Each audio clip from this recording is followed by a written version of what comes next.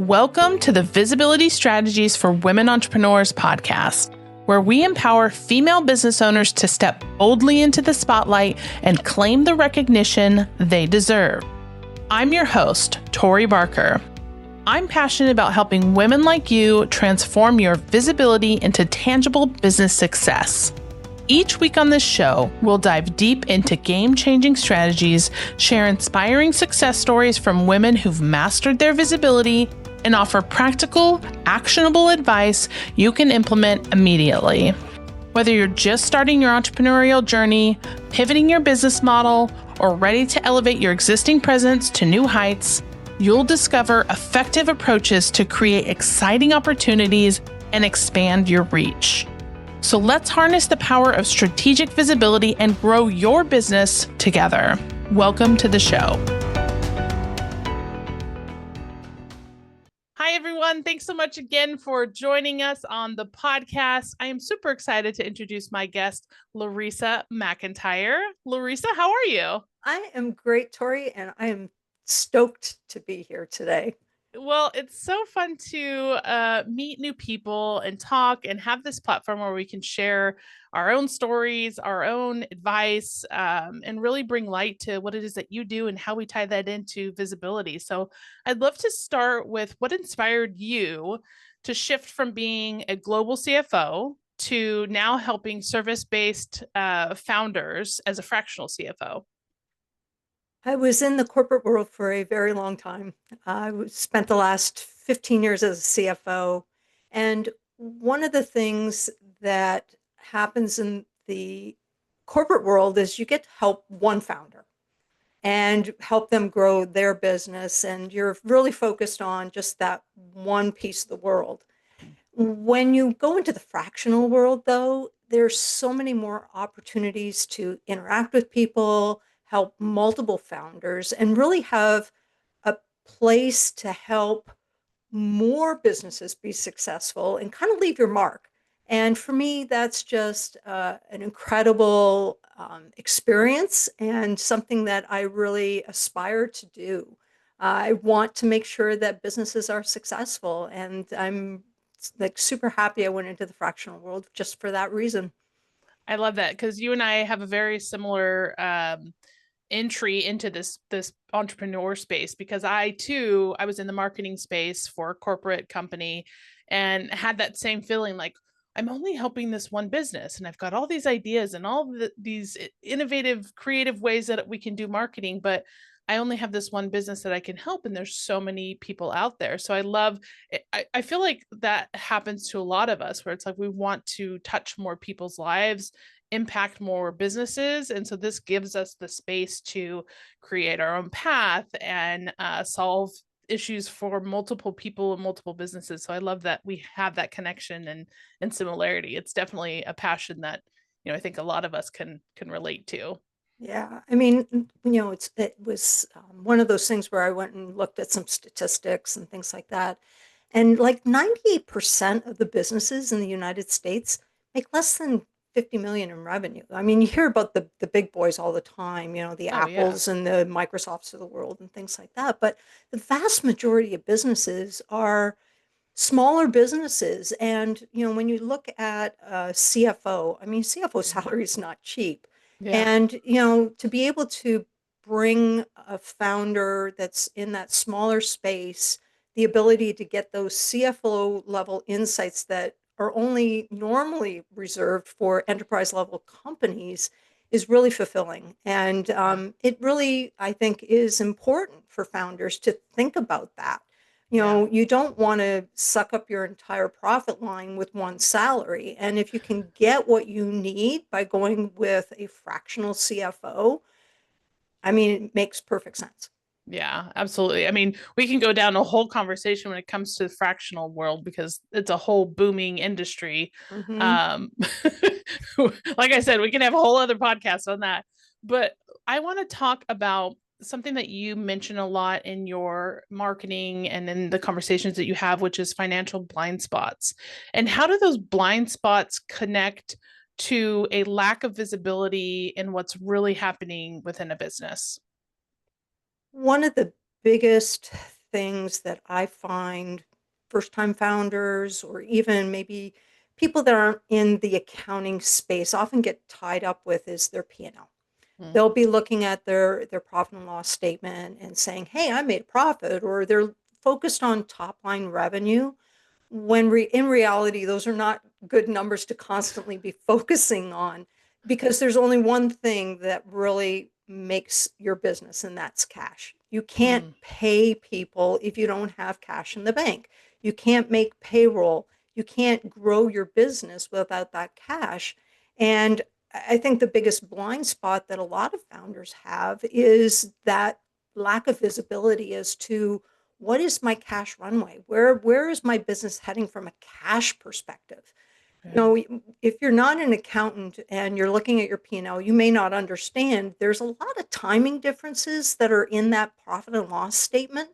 uh, Revenue itself can be one of those things. You know, if Yeah. you've given a customer 30-day terms, yeah, you're going to book the revenue on the P&L today, but you're not going to see cash for 30 days. So it's those timing differences within the P&L that create those blind spots. And that's why I always recommend when I talk to founders or companies, you really have to look at almost a suite of reports. You can't Mm. look at just the P&L in isolation or your balance sheet in isolation. You got to make sure you're blending in that cash flow forecast and what's happening with your bank account and getting that visibility.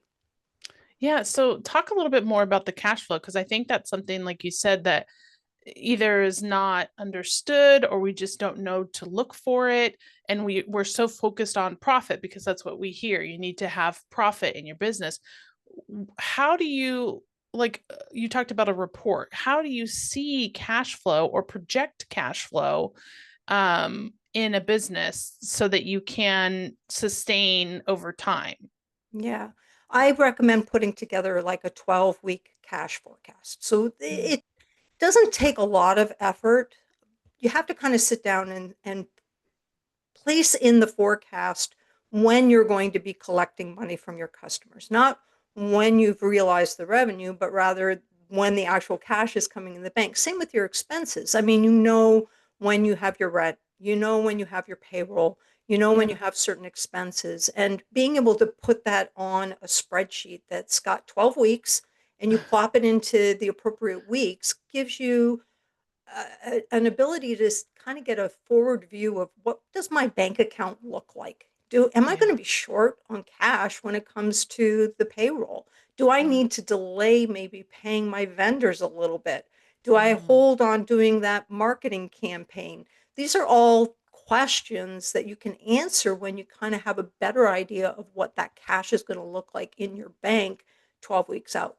And the other thing is you can't just create that forecast and let it sit. It's got to be Mm. something that you're constantly updating every single week. Drop off the last week, add one onto the back end so that you always have that 12-week view. You know, you Yeah. can do something that's probably a little longer. It's not going to be quite as detailed, but certainly that 12-week gives you a much better picture of what's going on. Yeah, it sounds like, I mean, we talk about this as financial visibility, right? Seeing your financials and understanding your financials and really, like you said, mapping it out so that you can see, because it's almost like a moving target, if you Hmm. will. And especially depending on the type of business that you have. If you have a business that's structured with monthly reoccurring revenue, that's a little bit more steady, and you understand where revenue is, where expenses go out, and um cash flow, like what cash flow you have, Right. you know projected. But when you have a different model where it's not guaranteed or reoccurring, that makes it feel like it's a little bit, like I said, of a moving target. You're like, well, Hmm. I've got this client, today, but I don't know what I have next month. And so how do you really project what your cash flow is going to be? And that's why it's so important to be able to see your financials and really get the clarity around where everything is and what you're going to have, 30 days, 60 days, 90 days out, so that like you said, if you can grow your business in a smart and successful way, with that visibility on the financials that you have from on the back end of your business. Yeah. And also too, when you do forecasting, a lot of companies will do one forecast. Mm, And the reality is there are multiple things that can happen that will throw that forecast completely out the window. So it's always good to do multiple versions. So, kind of like that best case, middle case, worst case scenario, so yeah. that if things do go off the rails, if things aren't quite the way you expected them to play out, at least you have some visibility about what could possibly happen. Uh, Yeah. Multiple scenarios are almost a necessity in Yeah. today's environment. I mean, the economy is just so volatile in certain areas that without that multiple view, you can really get yourself stuck. What are some of the, in your experience, when you start working with these founders and CEOs, and you start talking about understanding their financials and being visible to the financials that they have, what are some oversights that they have, or like aha moments that you run into that once that clicks, it helps them, moving forward to make better decisions? A lot of it has to do with margins and pricing. Mm, Uh, that's a great. Again, a lot of focus top line, bottom line, without really understanding that middle part, Mm, especially margins and how pricing can impact the margin that you have. You think of it this way: you have your revenue, you have your expenses directly associated with creating that revenue. yeah. Once you take the difference of those two, that's what we call gross margin. Well, a couple things play into that. Obviously, how you price your product and Mm, things like labor and that type of mm, thing. Well, if you don't truly understand the margin that you're getting from, say, a particular client, mm. you may have priced it on the basis that this is what I'm going to provide them. But over time, there's been scope creep. They've Yes. asked you to do more and more and more, and you've tried to accommodate that because you don't want to lose them as a client. Well, if you actually sat down and did the numbers, you would realize, you know what, I'm losing money on these people. Yeah. Why am I still doing business with them? And I Yeah. think that for some founders is a real aha moment, is that Mm. not all revenue is good revenue, and that you really do need to dig into the details to make sure you're running your business in the best possible way. Yeah. And is there a difference between margins, like overall margins and individual margins? And like for a service-based business, typically there's multiple services that you offer. Hmm. And I'm assuming each service has got to have a certain margin because, perhaps one service requires labor, one service doesn't have as not as labor intensive, so you have a higher margin potentially on that one. So is it true that there is like an overall margin that you have to watch and an individual margin? Yeah, absolutely. I mean, you think about the margin that you create is what's going to support your overheads. Yeah. So you want to set a target, an overall target. And yes, there are going to be differences. I saw this all the time when I was a global CFO, is, we would set an overall gross margin target for the business, but we knew that certain geographies were going to be better margins than other ones. So you would have to kind of play a little bit with, how are we going to put this delivery model into place? Are we going to, use more labor in South Africa? Are we going to go more to the US?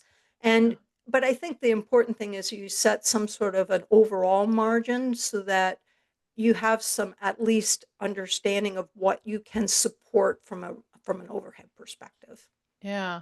No, as you're talking, I'm thinking about education around all of this. And I feel like, you talk about coming out of corporate and wanting to work in a fractional role to support multiple businesses. I feel like there's so much lack of knowledge or lack of education for new entrepreneurs. And I feel like we're in an industry or a time now where we have more entrepreneurs than we've ever had. Hmm.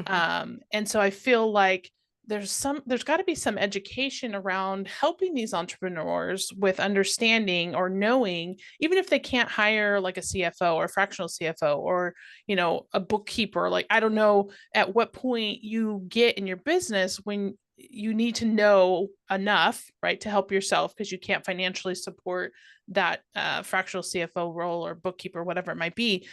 Where do people find that knowledge and that education around these things so that they can set themselves up for success? One place that kind of surprised me, because I hadn't really realized it was there until probably about 3 weeks ago, is LinkedIn. LinkedIn has a Mm, whole learning module that you can go to, and you can do these quick. Some of them are quick. Some yeah, of them are like 15 minutes. Hey, I need to know about what is gross margin. It's great, 15-minute little segment about that. Some are longer courses, 2, 3 hours, and yeah, you can do them over a period of time. But I was really actually kind of surprised how much content there is out there in LinkedIn Learning. The yeah, other thing is obviously being on the lookout for webinars that, CFOs like myself often like to put on webinars because we want to try and educate the masses a little bit about what's going on yeah, in business.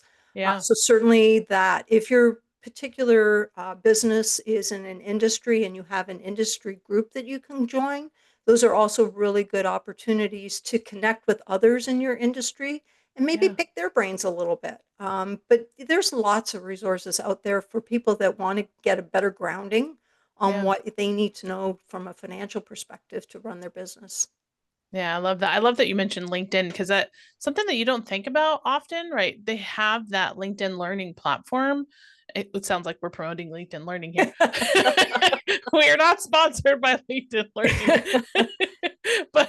but you're right. There is that resource there. And even beside that is like you said, CFOs like yourself put out content or even newsletters. Like a lot of Mhm. times people are starting to build newsletters on LinkedIn and articles that they put out. Those are great resources, and they might even link to like outside sources where you can find other information. So I'm glad that you mentioned that because I think that's something that we don't really think about, but we know it's there. Right. And so it's just a matter of like, oh, okay, yeah, let me put that on my to-do list. I'm going to do this little research or whatever it might be. So I think that's a great point. One of the other things I wanted to talk about is your personal visibility. So, how has your visibility changed from the corporate space to now being your own business owner, an entrepreneur? And what have you learned in this journey for your visibility? When I was in corporate, obviously I got a lot of people looking at my LinkedIn profile because they knew who I was. Hey, we know Laresa, she's our CFO.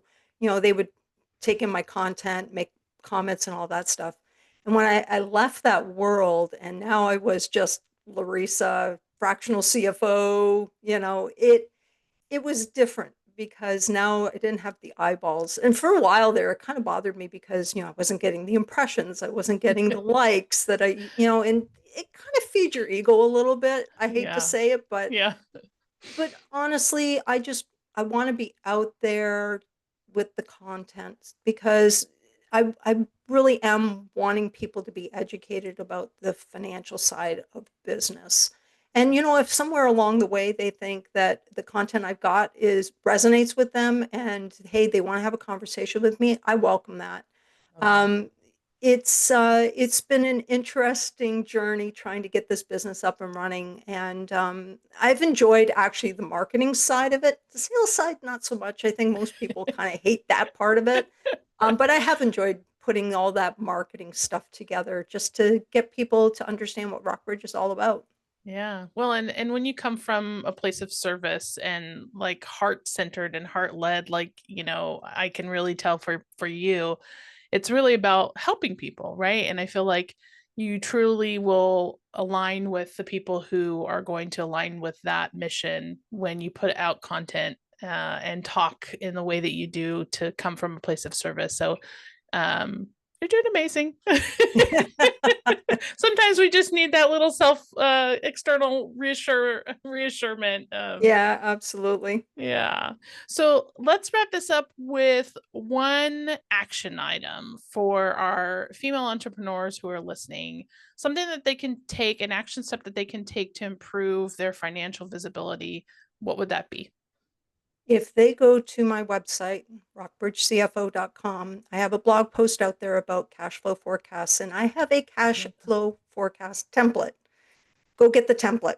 It's got instructions. It'll help you put that first cash flow forecast together. And, it'll give you a better understanding of where you are from a cash perspective. Because, look, cash is king when it comes to business. And you really do need to know where you're at. I love that. Thank you so much for sharing that because I think that's definitely a starting point. I think I'm going to go check it out myself. Laresa, it has been awesome chatting with you. Thank you for sharing your knowledge, your expertise, and really the insight into what financial visibility is and why it's so important. So, I'm sure if people want to reach out to you, like you said, they can reach out to you on your website or on LinkedIn. Yep. Tell us again your website one more time. Sure. It's rockbridgecfo.com. Awesome. Thank you again for being a guest. It has been a true pleasure. It's been awesome. Thank you so much for having me, Tori.